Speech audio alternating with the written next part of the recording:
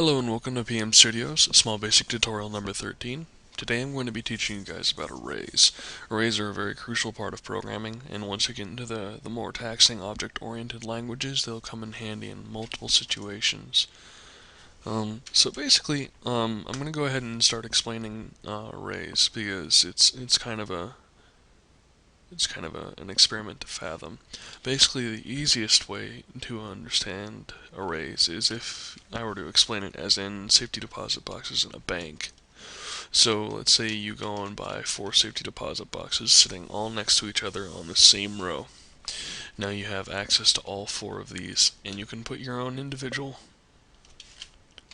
items inside the boxes. We're going to go ahead and number these 0, 1, 2, and 3. The reason why we start at 0 instead of 1 is because machines read 0 as a first number. 0 always has a value in code. The only thing that does not have value is the number nil, N-I-L. That's something else for another time. So basically you have access to all 4 of these safety deposit boxes, and inside them you can put your items. So say we had gold bars that we wanted to put in each of our safety deposit boxes. You can put, for instance, 3 in one, 2 in the other, 6 in one, and 3 in the other. So now each of these have their own independent variables, with which we can call on. Now, for instance, say you walked in to the bank one day and you told them that you wanted to go ahead and get the bars that are out of your safety deposit box number 1. So you'd just call it like you normally would in the bank. You'd go safety deposit box 1. And when you do that, it's going to produce the number 2. And let's say you append something. Say you wanted a C safety deposit box 1 so that you could add 2 more to it. So you can just change that to 4. Safety deposit box equals 4. And now those variables would equal 3, 4, 6, and 3. This is a very basic explanation. You can store any form of variable in there. For instance, if you wanted to store the variable of safety deposit box 1 into another array, or say you wanted to get a picture online, you could do image list dot get height of image, and then you'd put your image name in there,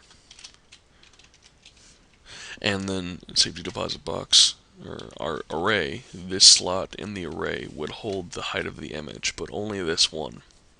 This comes in handy when you have multiple variables for one specific thing and you need to keep track of them all. For instance, if you were to need to keep track of coordinates on a vehicle in one of your games so that you could create collisions, or the possibilities are limitless, but you do understand. I would hope.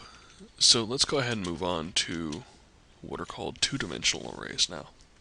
Now, two-dimensional arrays are when you implement a second dimension into your arrays. And I'm going to go ahead and draft that up here real fast.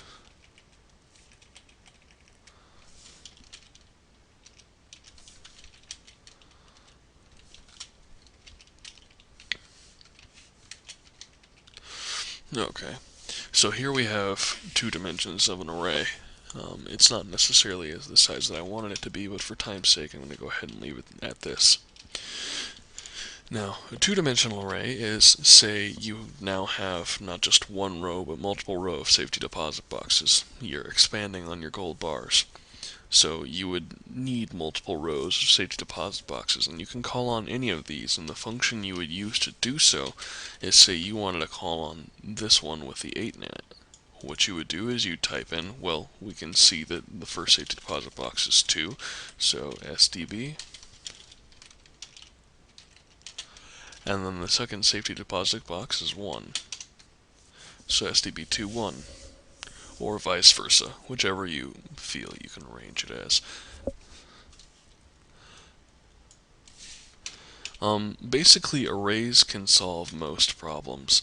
You can put as many dimensions as you like onto the array, but you need to keep in mind that most that for every dimension that you apply on, it's twice as slow.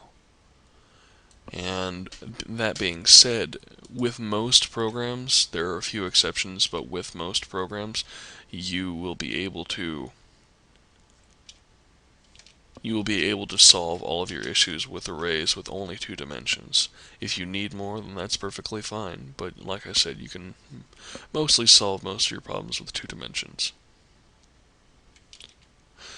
Alright, so now I'm going to go ahead and move on to a working example of how to function with arrays. So let's say, for instance, we have an employee. So we need employee. Actually, let's go ahead and set it up in a text window. This should do just fine. Employee is 0 because he is the first employee we're putting into the array. And again, if you don't want to start it at 0, you can most certainly start it at any number that you like. But it's good practice to start it at 0 for when you move on to object-oriented programming. So employee 0, and we're going to add one subcategory, a 2-dimensional array. So we're going to do that as first name, and his first name, we're going to call him John.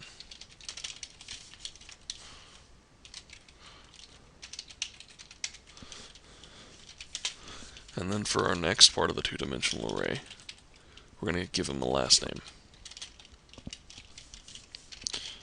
Now, you could do this in 3 dimensions and make the second dimension name and the third dimension name, or first and last. So you'd have employee 0, then the second dimension is name, then the third dimension is his first or last name. But it gets kind of cluttered, and it slows down the program every time you add another dimension to it. So if you can avoid doing that, then you should. So John Doe. And what else would we want to get from an employee? We'd want to get his birth date.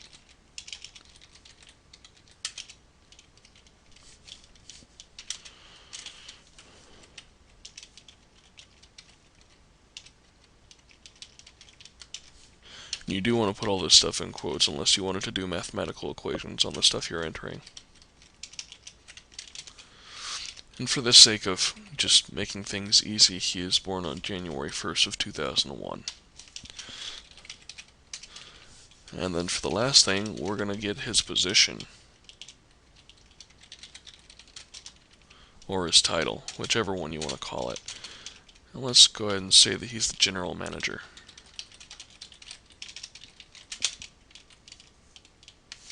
Now, if you wanted to query this, all you'd have to do is type in text window dot write line.